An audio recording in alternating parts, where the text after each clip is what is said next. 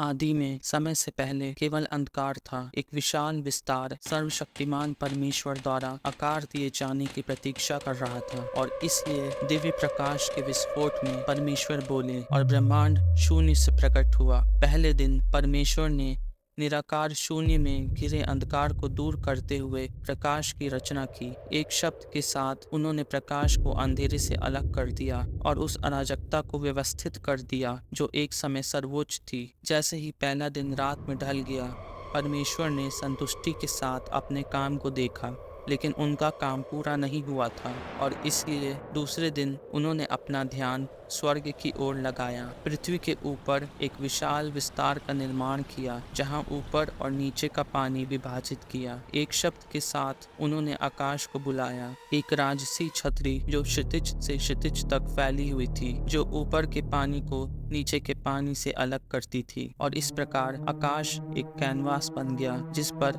वो अपनी रचना के चमत्कारों को चित्रित करेंगे। तीसरे दिन परमेश्वर ने अपना ध्यान पृथ्वी की ओर लगाया, पानी को इकट्ठा होने का आदेश दिया और नीचे की सूखी भूमि को प्रकट किया। एक शब्द के साथ उन्होंने हर प्रकार की वनस्पति को बुलाया, पृथ्वी के हरे भरे जंगलों, घुमावदार घास के मैदानों और ऊंचे पहाड़ों को ढक दिया। पृथ्वी जीवन से भरपूर थी, क्योंकि उपजाऊ मिट्टी से पौधे और पेड़ उगते थे। प्रत्येक अपनी किस्म के अनुसार फल देता था, और इस प्रकार पृथ्वी प्रसन्नता का बगीचा बन गई, जो परमेश्वर की असीम रचनात्मकता और प्रेम का प्रमाण है। जैसे ही चौथा दिन हुआ, परमेश्वर ने सूर्य, चंद्रमा और तारों को आकाश में स्थापित कर दिया। प्रत्येक अपने नियत समय पर चमक रहे थे। उन्होंने सूर्य को दिन पर शासन करने और चंद्रमा को रात पर शासन करने की आज्ञा दी, जिससे ये सुनिश्चित हुआ कि पृथ्वी पर व्यवस्था और संतुलन कायम रहेगा। पांचवें दिन परमेश्वर ने समुद्र और आकाश को हर प्रकार के प्राणियों से भर दिया।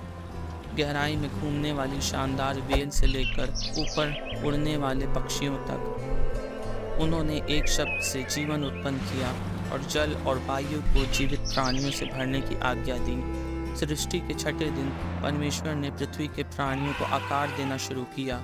एक शब्द के साथ उन्होंने मैदान के जानवरों को बुलाया, शक्तिशाली शेर से लेकर सुंदर हिरण तक, हर एक पर उनकी असीम रचनात्मकता की छाप थी। प्रत्येक दिव्य डिजाइन की उत्कृष्ट कृति थी, लेकिन अपनी रचना के वैभव के बीच परमेश्वर का हृदय कुछ और पाने की लालसा से हिल उठा, और इसलिए कोमल देखभाल और अनंत प्रेम के साथ उन्होंने अपनी अब तक की सबसे श्रेष्ठ कृति मानवता को करना शुरू कर दिया। उन्होंने अपने हाथों से पृथ्वी की धूल से आदम का निर्माण किया, उसकी नाक में जीवन का श्वास फूंका और उसे अपनी छवि में आकार दिया, और आदम की पसली से उन्होंने स्त्री को जीवन के सुख और दुख में भागीदार बनने के लिए एक सहचरी और साथी के रूप में गढ़ा। और इसलिए परमेश्वर ने अपनी रचना को गर्व और संतुष्टि के साथ देखा और इसे बहुत अच्छा घोषित किया। और सातवें दिन उन्होंने विश्राम किया, इसे विश्राम और चिंतन के दिन के रूप में पवित्र किया, जो उनकी रचना की सुंदरता और आश्चर्य का प्रमाण था।